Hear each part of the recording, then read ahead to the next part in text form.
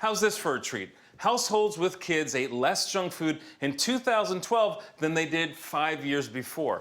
In fact, researchers say there's been a cultural shift in how parents shop, which translates into their kids eating better. Great news, right? Well, when you read the fine print, it turns out those families reduced their purchases by just 101 fewer calories per person per day in packaged foods. Now that's good, but not good enough to steer a child off the path to obesity. In fact, the prevalence of type 2 diabetes in kids 10 to 19 years old has actually risen 30% in the last decade. Now, if you find it hard to digest all those statistics, here's one that'll really stick in your craw. Roughly 80% of processed foods contain some form of added sugar.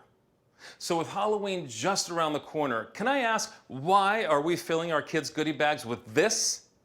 That's right, the average trick-or-treater will collect about 600 grams of sugar, roughly 3 heaping cups full. Don't get spooked. I'm not suggesting we take away the treats this Halloween. Rather, let's use a few simple tricks to protect our children's health. A cultural shift in your kitchen doesn't mean giving up flavor or fun. Today we're going to tackle the Halloween classic, the caramel apple. And my first step is to take non-fat milk powder and caramelize it in the oven. So now we add the toasted milk powder to the blender. All right, the next ingredient is a sweetener. It's stevia. Just a little bit does the trick. Stevia is very powerful. The next ingredient is coconut nectar. This is like the maple syrup of the coconut palm.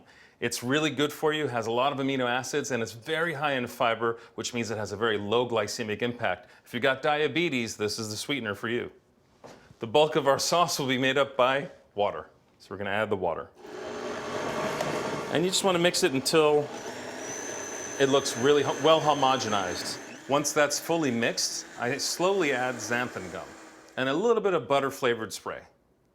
It's thick and delicious, just like caramel, with only 1 gram of fat per serving versus 43. Think about that. I chose lady apples because they're small and they look like a snack. They look like a treat a kid would like. And you simply dip it in the caramel that we just made, and then you sprinkle some of your favorite nuts over the top. These are cashews. You could use almonds, walnuts.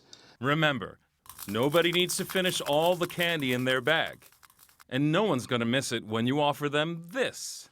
So you see, giving your kids a healthy Halloween treat is no big trick.